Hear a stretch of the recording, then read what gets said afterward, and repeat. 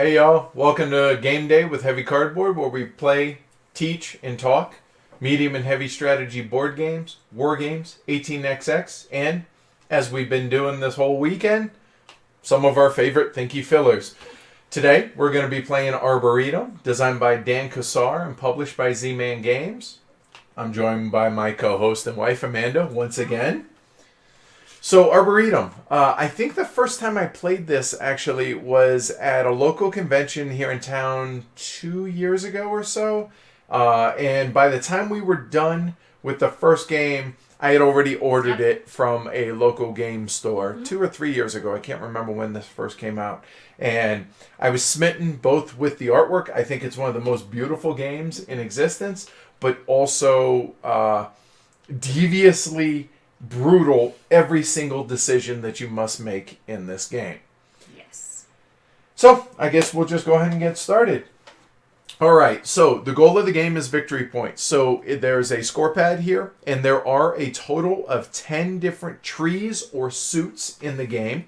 And because we're playing only 2-player, we have already removed 4 of the suits. So we took out the jacaranda, I think is how you say it, the oak, the lilac, and the magnolia tree. All right, and as you can see already on the board, we kind of have a tableau already built up for examples on how you go about scoring.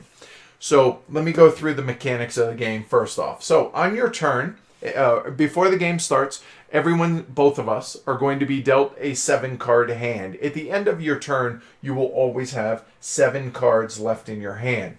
So the first thing that you must do, and you must do this in order, is you must draw 2 cards. You have 3 in a 2-player game. You have 3 options in which to draw from. You can draw from the top of the deck. You can draw from your own discard pile, meaning the top card, or you can draw from your opponent's discard pile as well. After you've drawn 2 cards, you must play 1 card down to your tableau. So when you start out, as you can see, Amanda has no tableau right now.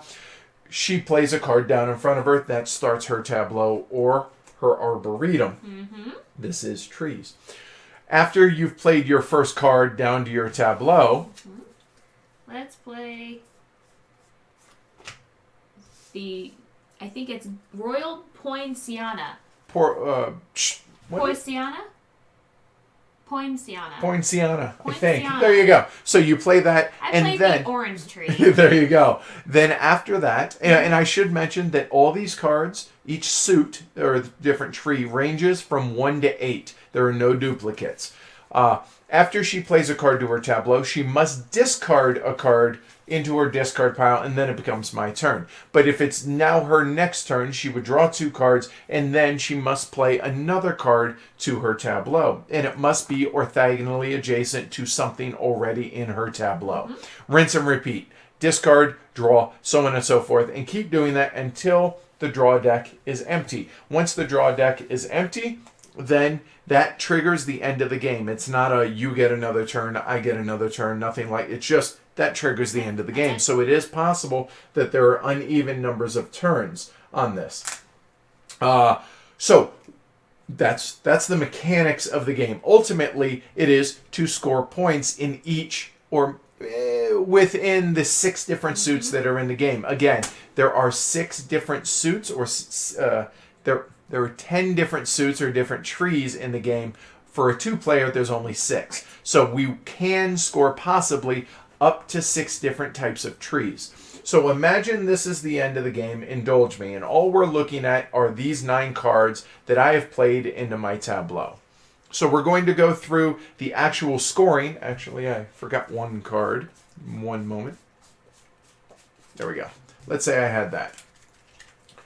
At the end of the game, there are conditions on scoring, but we're going to talk about that after we have actually talked about the mechanics of scoring, because I think these are pretty unique and pretty cool. Yeah. All right. So to be able to score, you must bookend a run of cards of the same suit with the same suit, meaning bookends. So take a look. The one willow, and they must go in ascending value. So it's bookended here and here from the 1 to the 7, and it counts 1, 2, 3, 7. So that is a valid scoring path. there is also a valid scoring path of 1, 2, 3, 5, even though it's a different suit, and it's bookended again with willow to willow. So it does not have to go in a straight path. It just must travel orthogonally and cannot double back and cannot count the same one twice, etc., etc. So the value of the runs are 1 point per card in it. Now, if this were like this would also be a valid run because it must bookend. Well, it's bookended Right. of 2 dogwoods going from a 2 to a 4. It also could score 2 to 4 that way. It doesn't matter. That would only be worth 2 points. 1, 2, right? However, we're talking about the willow here. This would score 1, 2, 3, 4 points. However, because it's a minimum run of 4 and they're all the same tree, I get to double it. So they're worth 2 points apiece. So it'd be 2, 4, 6, 8, or 1, 2, 3, 4 doubled is 8. Mm-hmm. Then, if there is a 1 within the run, you get to add a point for that. So that would be 1, 2, 3, 4 doubled is 8, plus 1 is 9. Yep. However, if there is the 8 of the willow, which there is not, but indulge and imagine this were the 8, then it would be 1, 2, 3, 4 doubled for 8 points, 1 for that for 9, and then 2 for the 8 for a total of 11 points for the willow. That's a lot. It is. However, you can only score 1 run on a tree. So for instance, if we scored this, which currently would be 9 points, again 4 doubled is 8 plus 1 is 9, I also cannot score this run, which would be 1, 2, 3, 4, 5, which is allowed because it's going in ascending value and it's bookended by the same tree. So again, 1, 2, 3, 4, 5, not doubled because it has a maple in the willow run. So that's 5 plus 1 is 6. I cannot score that along with this one. So instead I score the 9. That makes sense? Yep. Now note, when we get to the dogwoods, I could not score the dogwoods here. And why, Amanda? Because if you were to go this way, it would be in ascending order for these two, but not that one. Right. It goes 2, 4, 4, and it has to ascend, to and it ascend. must be bookended. So this is a legit scoring option. This is not because you can't go that way. Right, and neither is this. Correct, because it's not bookended. Excellent. All right, but there's a catch. There's always a catch. So I mentioned at the end of your turn, you're always going to have 7 cards in your hand. So the catch here is you may be able to score the different runs for the different trees. And I say may because the cards that are left in your hand at the end of the game are going to dictate what you may or may not be able to score within your tableau. So for instance, when you're going to score you're going to score all 6 of the different trees, or 10 in a 5-player Right. game or a 4-player game. You play out all the cards of that type of tree out to the board to see who is allowed to score. So, Amanda, what's left in your hand for the willow? 9. All right, so I have total value of 8. You have total value of 9 left in your hand at the end of the game. Well, bad news for me, this awesome 9-point run, I don't get to score. Why? Because you have higher value total in your hand left over than I do. So ergo, you get to score willow, even though you may not have a willow Right. run in your tableau or in your arboretum. And I do, I do not. I score 0 because I'm not allowed to score it. However, there is a catch here. If, in this case, I played the 8, I have 8 points, Amanda has the 1. Well, in a lot of games, you'll see this, that the bottom number, it's almost like the spy in Stratego, can cancel out the biggest card in the run. So the 8 is the biggest card in the game. The 8 can be canceled by the 1. So technically, this is worth 0 points. This is worth 1, ergo, Amanda then could score. However, if we had this left in our hands at the end of the game, well, the 1 would cause the 8 to be worth 0. She has 5. I have 5. We're tied. It's a friendly game in that respect. We both can score the willow. Right. That makes sense? Is that clear? It is. It's just so much. No, it's not It that. is. It is to me. 'Cause, Really? Yeah, it is to me. Because I love cards, but I'm not the best at this type of game. But Okay. I want to play it more to get better. Oh, an Asher cameo. All right. Hey, buddy. You gonna help me? You gonna help Mama? He heard trees and was like, "What?" I'm Yeah. a dog. I like trees. Yeah. Oh yeah. Here we are. All right. So we're going to go through the scoring and the possibility of scoring for all the suits. So for instance, we would run down in our game specifically, we have the cassia, we have the dogwood, we have the maple, the olive, the royal porcinia, and the willow tree. Mm-hmm. You must have a higher value in your hand than your opponent to be able to score each of those different trees, and whoever has the highest score at the end of the game wins. You gonna tell him the tiebreaker? Huh? You gonna tell him the tiebreaker? Yeah. So I don't know if it was Dan Cassar, the designer, who, if you'll shuffle up while I'm explaining that, if he's the one who came up with the tiebreaker. But we use this as the last tiebreaker in every game that we play. It is simply the best tiebreaker ever created in all of board games. Mm-hmm. And what that is if tied, I think it's the second tiebreaker, I need to read this. Declare once the sum of the players' scored paths is determined, the player with the most points wins. In case of a tie, the player with the most colors present in the Arboretum is the winner. However, if still tied, the players must each go plant a tree. Come back in 5 years, whosever tree has grown the tallest is declared the winner of Arboretum. Is that not the best tiebreaker in the history of all games? Period. All right, so that's Arboretum. Hopefully that made sense to you all watching, and it makes the job of teaching what is otherwise a bit of a tough game to teach historically a little bit easier. So without further ado, Amanda has already dealt out 7 cards. We shall begin.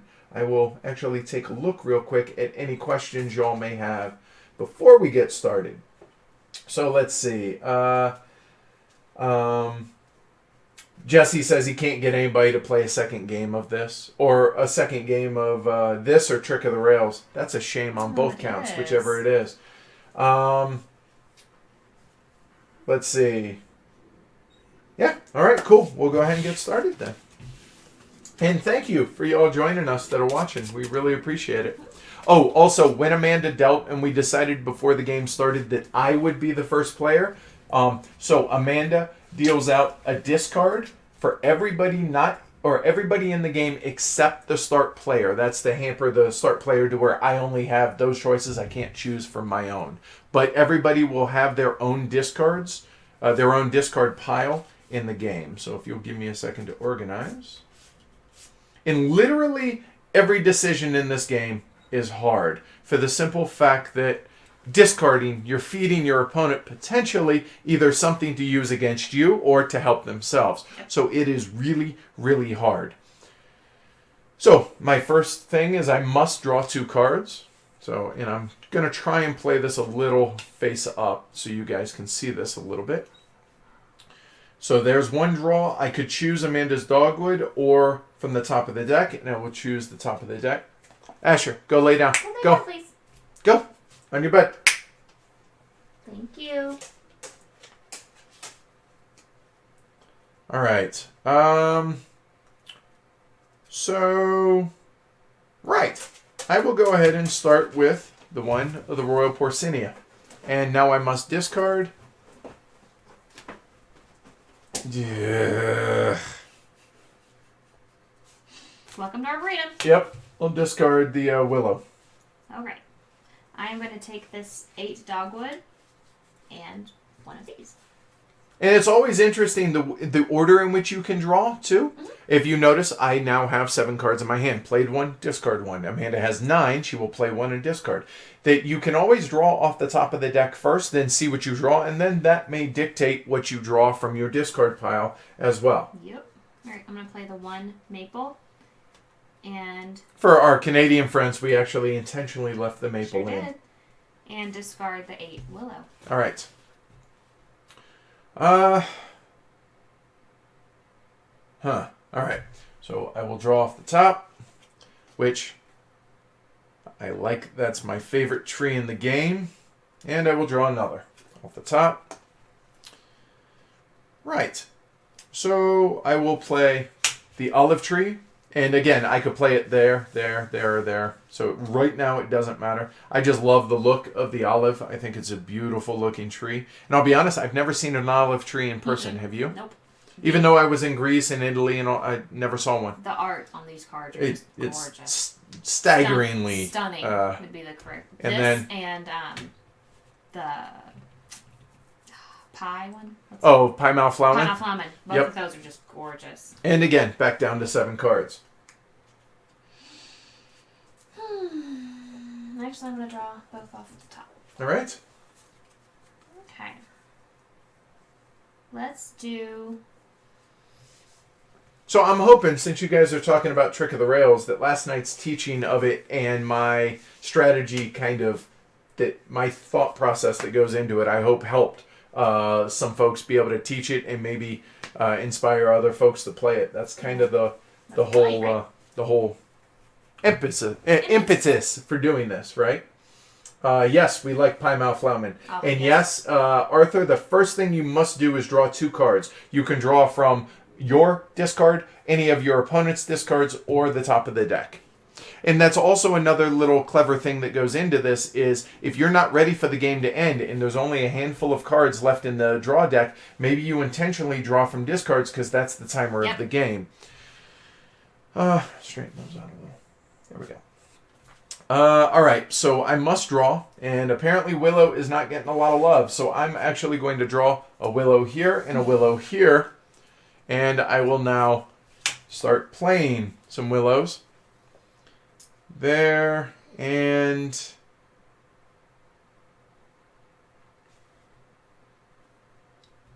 So I know that Amanda drew a dogwood, so I don't want to discard the 1 dogwood that I have in my hand, and for you guys, there. Because I want to possibly be able to use it against her or not allow her to play it into her tableau. So literally every card in my hand now I could make a case for keeping.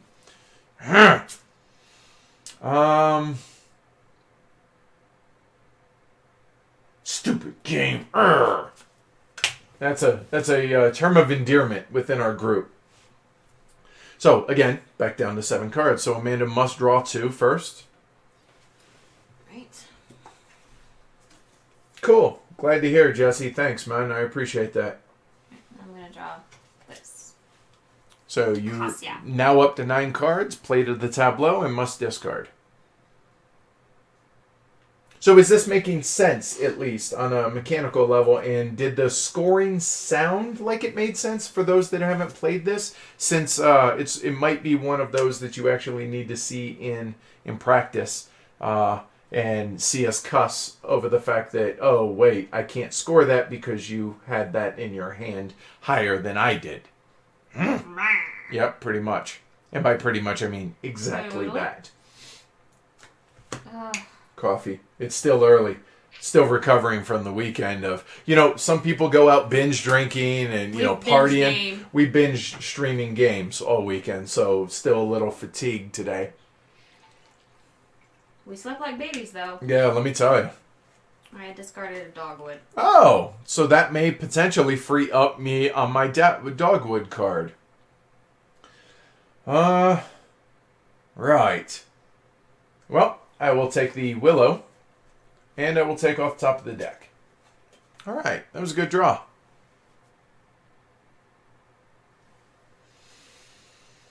All right, so let's see her. Okay. I will play the olive, and I will discard the dogwood, since apparently Amanda all of a sudden doesn't want the dogwood, so that feels a little bit safer to discard, in theory. Again, back down to 7. Amanda, your honor, ma'am. Holden says it seems pretty clear so far. Is Arboretum back in print yet? I ended up getting a French copy about a year ago when it was really popular and wasn't in print. I'll be honest, I don't know. Maybe somebody from Z-Man Games who's watching will be able to answer that, or watches subsequently and can answer in the chat down below. Cool. Let's see. Jesse says, Arboretum always makes sense to me, but it's always so weird that it definitely helps to see the scoring in the way that goes. Cool. Alright, I'm gonna play 3 dogwood. Okay. Oh, she's back in the dogwood business. Okay. And I'm going to discard the cassia. All right.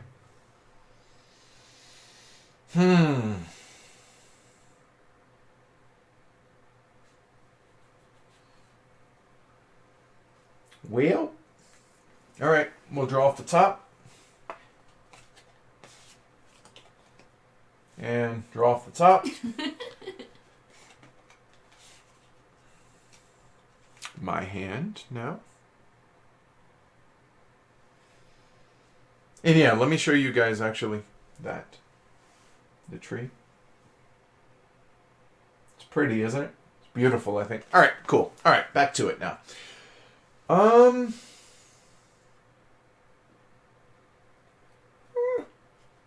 could do that, and I will. I will play the Royal Porcinia because remember, at the end of the game, it must be bookended by the same tree, so we can go boop, boop, boop, because 1, 2, 3, 4 bookended by Royal Porcinia. Obviously, that may change by the end of the game, and I might choose a different route, but it gives me options. And since Amanda doesn't seem to be into the cassia tree, now, is that... Am I thinking right? I don't know. I was Cassia, thinking the same thing. isn't that the fake That's cinnamon? the fake cinnamon. Right? I don't know if it comes from this tree. It has to. Right? If only there was a way to look on the series of tubes. If only we had a chat room, a peanut gallery Right. that had access. All right, Amanda, your play.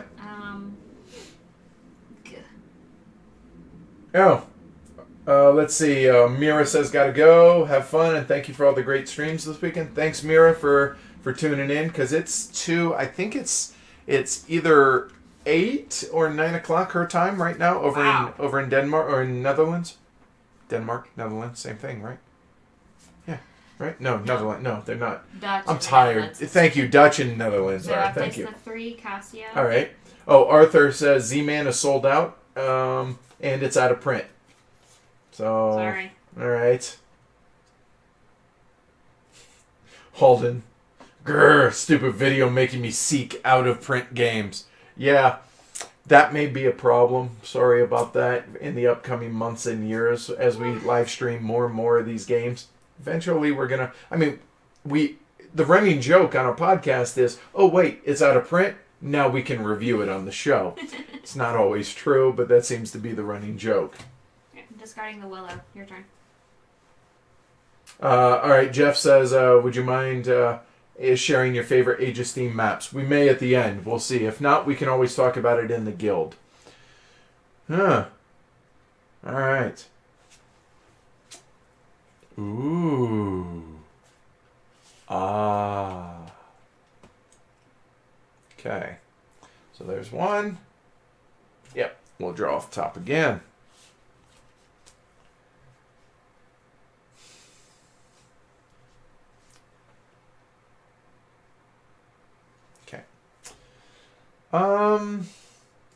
Because you want to play cards down to your tableau to score as many points as possible, but you have to keep some back in your hand to be able to score the ones that are in your tableau already. Yeah. This is such a mean, devious, cruel game in that respect.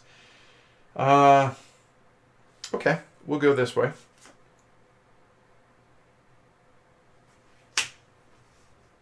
Play that there. And I don't know what to do now. Yeah, we're going to get rid of that 2 willow. And the turn of Edward is complete. Back down to 7 cards.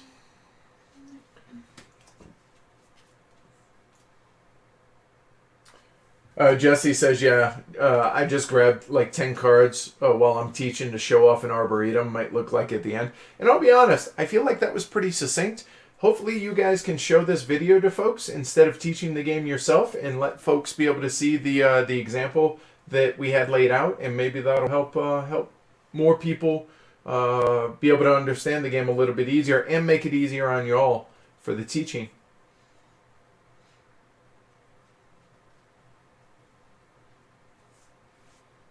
Yeah, the artwork, it's just such a beautiful game. And it plays really well, 2, 3, and 4. It becomes a bit more chaotic as you get more players, obviously. But really, really good. Because it scales really well because you take out a certain amount of different suits or trees on each. Based on player count, I mean. I'm discarding that. Alrighty. I will take off the top.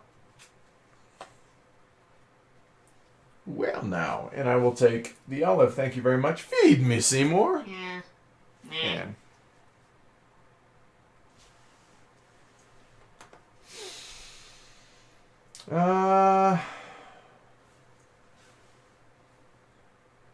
yeah, I like that idea.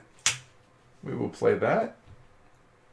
Now comes the really crappy decision time. I don't know what to do at this point. Yes, I do. I take it back. I will actually discard the Royal Porcinia because the 3 doesn't help me any because I have the 1 to 4. The 3's not going to do me any favors right now. Now, obviously, getting rid of the 3 means I have 3 less in my hand to be able to fight to see who scores it at the end of the game.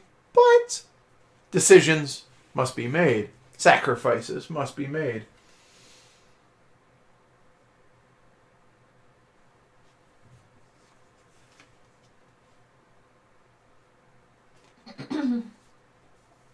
So I'm curious what you guys think about the tiebreaker. I truly think it's the most creative and fun tiebreaker. Now, does anybody actually do it?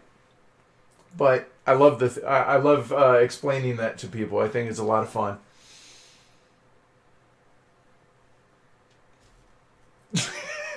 You've drawn 2 already? Yes. All right.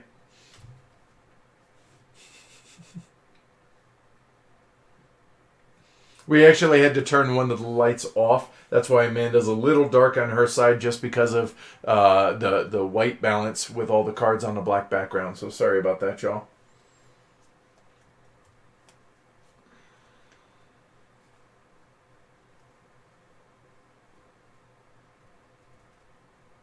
Wow, this is really That's awesome. Jesse says, I have a friend, talks about the tiebreaker all the time, and I don't think he's even played the game.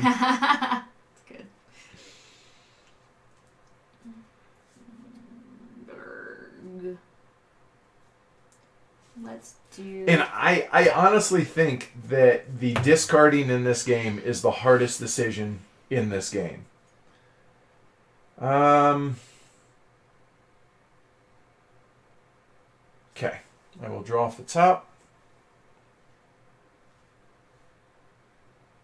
And do it again.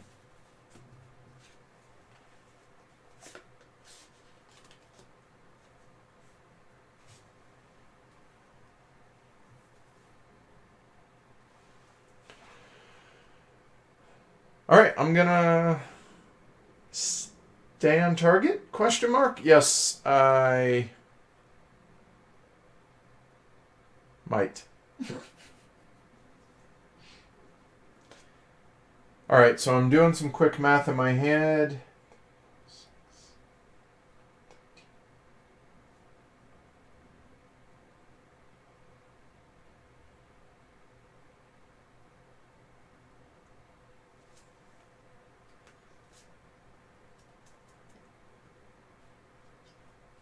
I don't think it matters. So I will play the 8 olive.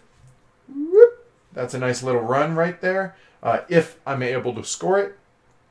And now I hate my choices, honestly, to discard. Man.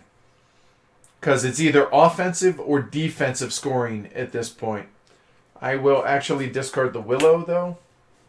And back down to 7 cards.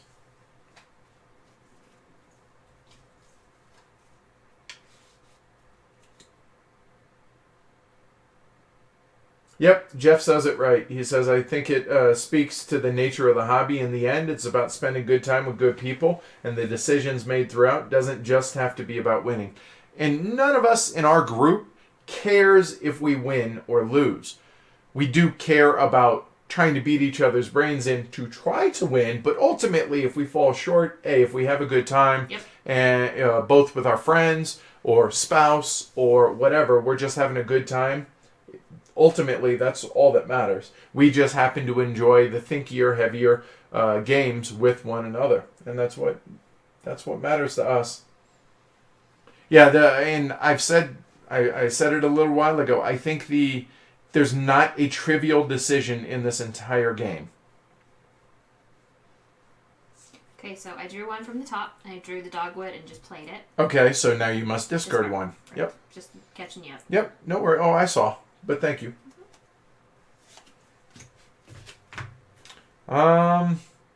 That's really, really interesting.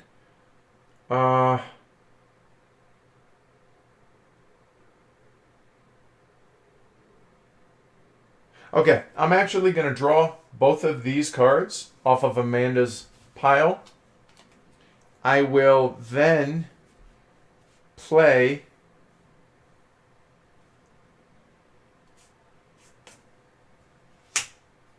that down, and then I will discard that card. Oh, sorry, I should have shown y'all what I had there. Sorry about that. Jesse says, heavy cardboard inspired me to really focus on getting a heavy game group going, and we're all about exploring the games and making sure each other plays well. Awesome, man. That makes me so happy, and I'm sure it does you as well, right? Yes, it does. Yeah. Just really, really, really good stuff to hear, man. Okay, so I drew one from Yep. you and one from you. Yep. So interesting that Amanda discarded the 6 Cassia, and I did as well, discarded it, and now Amanda's drawn it back.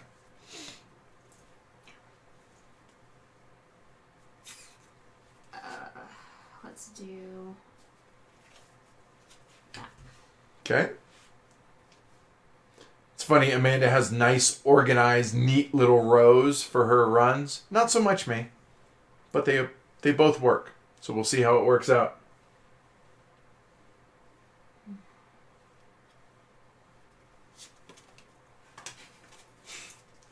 All right, so I will draw off the top. That was a fortuitous draw. And what do I... Right, and I actually will draw the willow from there. So my new hand. We're going to play that, and we're going to discard the 2 dogwood. Amanda, your honor.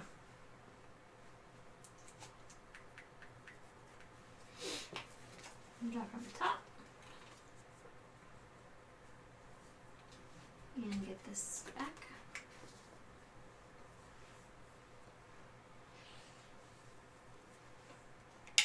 This is awesome. The chat's super busy right now. Good. Let's see. Jeff says, my main game group includes a literal math professor. So if we're playing a Euro, it's a battle for second place, but it's a competitive battle for second place. And Jesse says, seeing you guys do these live plays reminds me of the group I've gotten together. Lots of people are scared to play heavy games, 18XX in particular, because of the kinds of people that destroy newbies. It's all about, building up people to be able to play these games and not scaring them off. Now, don't get me wrong. While we're playing, I'm trying to beat people's heads in, but at the same time, I want a level playing field. I want to get them up to a level to where it's more competitive. Exactly. And crushing somebody, I suppose, there's a difference between beating somebody and just eviscerating them. And we're not about that. Just not our thing. Nope. So, wow, you have a very nice and tidy Arboretum over there, ma'am. Thanks. Wow. Okay, feed me, Seymour. I will take the Royal Porcinia from Amanda's, and I will take the Willow, actually. So I will play the Royal Porcinia, because again, boop, boop, boop, boop, boop. And I will play the 5 Willow. Amanda, your honor. So you saw early on my discard pile was empty. Amanda's was pretty big, and now mine's fairly big, and Amanda's is empty. So you see the push and pull for the differences in the game, or how the push pull goes in the game.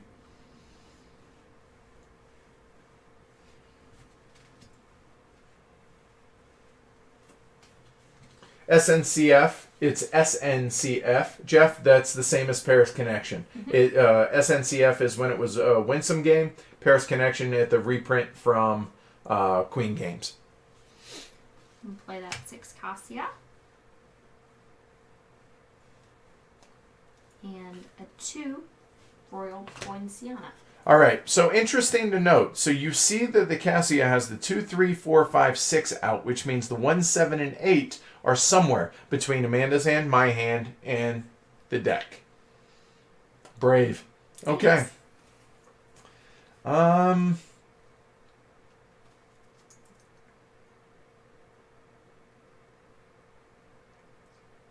Okay. So I will draw off the top. That helps me big time. And I will draw off the top. That helps me big time. So actually we'll do that. Oh, the decisions we must make now. So let's see.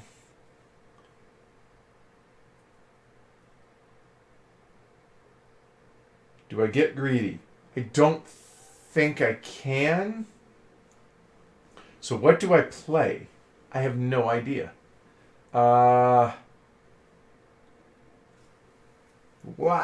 This is I would like the game to end, and I would just like to keep my 9 cards and call it good. I have no idea what I played down, and I do know what I'm going to discard, but I don't know what I'm going to play down.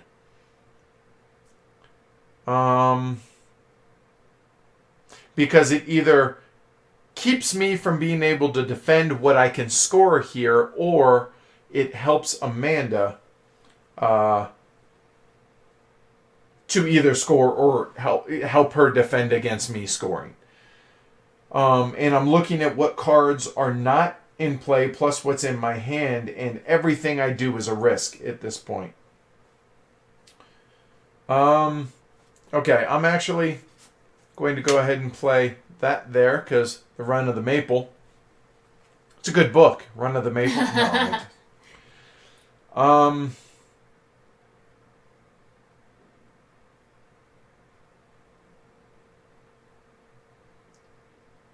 actually,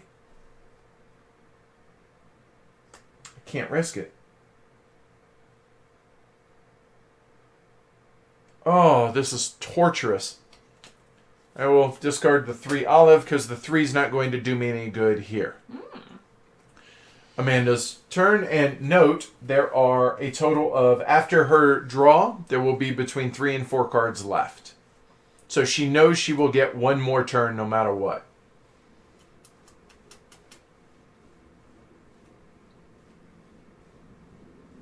Jesse, if you want to see something funny, go watch our video on Soul Train and see how many points I scored in Age of Steam Soul Train.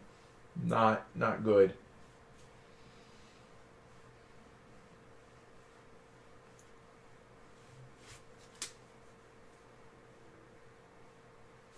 Jesse says it's fun that we can see Edward's hand and not Amanda's.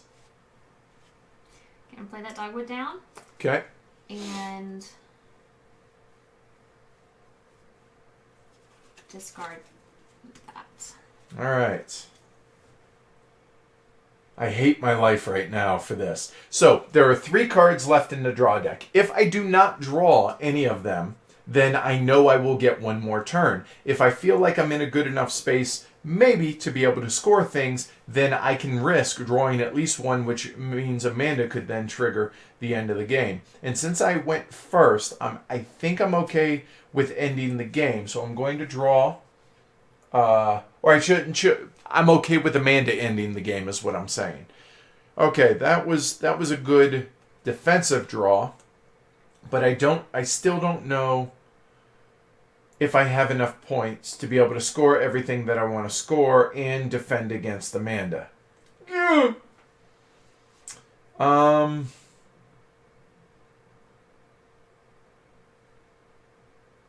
What do I do with my second draw?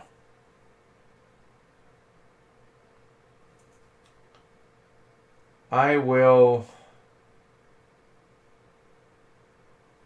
cry. You know what? I'm going to go ahead and draw that one. Oh, thank you. That was a perfect draw. Drew this card. Because it frees up one of those, knowing that she can't have that, so that it gives me a little bit more freedom and confidence to be able to play that. I still don't know what I'm going to discard yet, but at least I know that I can then play this because those two combined. So I will play that out there. And now I must discard because I know that the 5 Willow is out here. So 1, 3, 5, 6, 8 are known quantities. So I don't know about the 2, the 4, and the 7. The 2, the 4, and the 7. So I will actually discard the 4 Willow. So now we just need to figure out where the 2 and the 7 of the Willow is. So Amanda can either choose to end the game by drawing this card. She finishes her turn, then we go into scoring. Or she'll give me another chance to make some more points. Ooh-ah.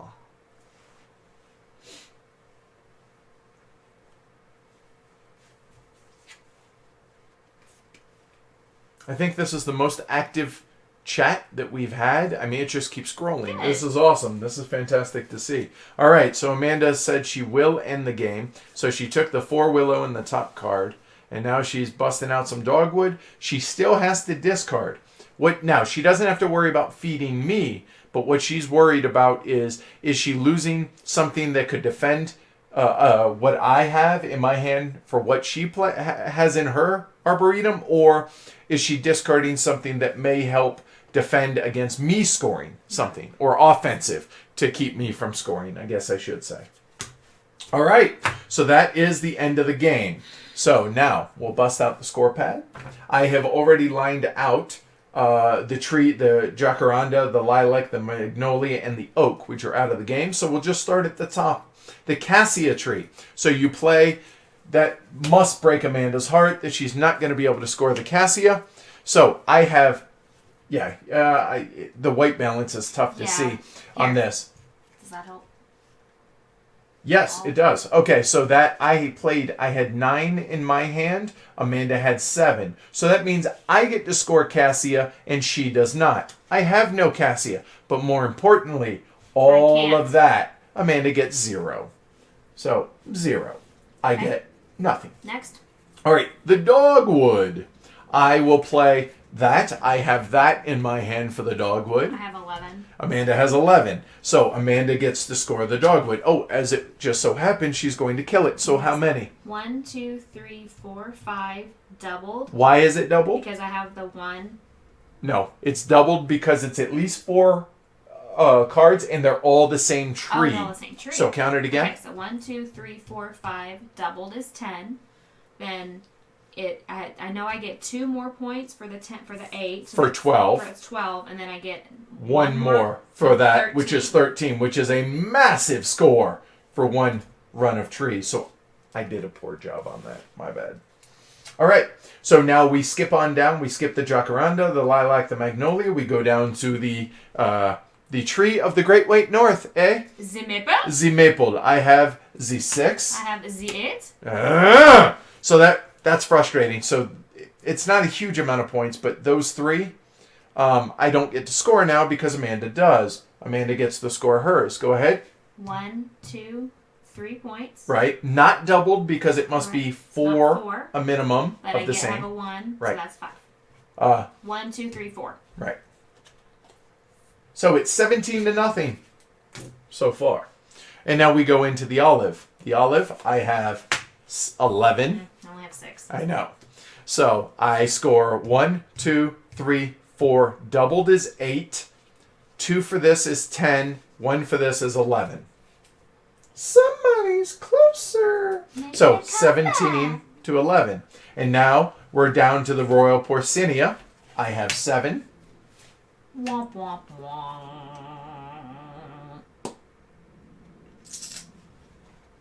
That's not nice. I was kind of counting on that. I'll be honest. I was kind of counting on this too.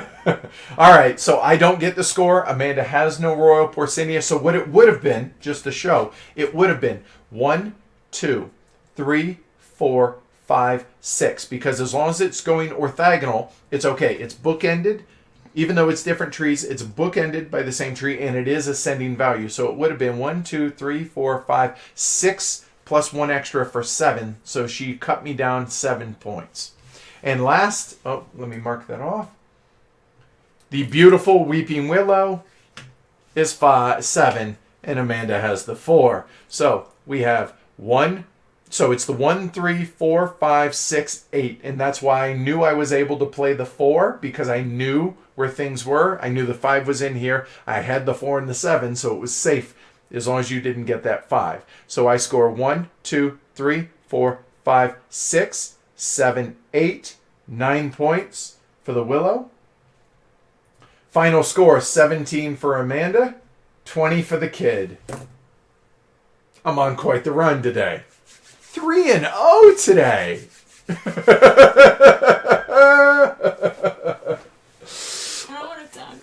Awesome. So yeah, Arboretum. So now, before we started, yes. What did you tell me? That I do not understand this game at all.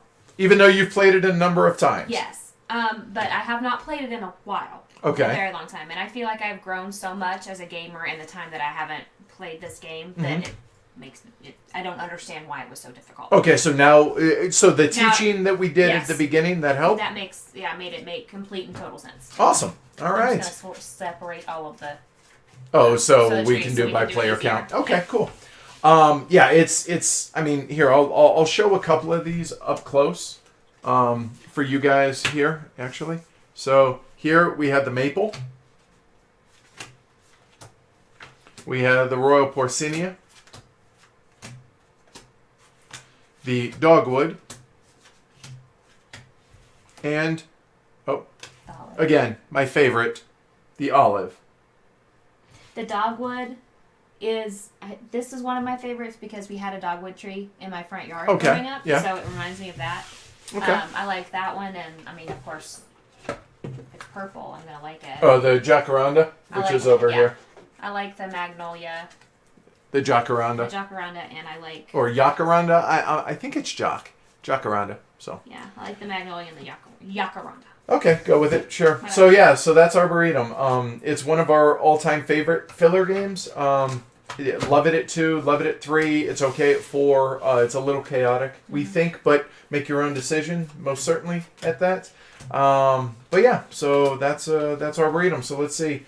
There's a ton of chat, so let me catch up with you all here real quick. All right, let's see.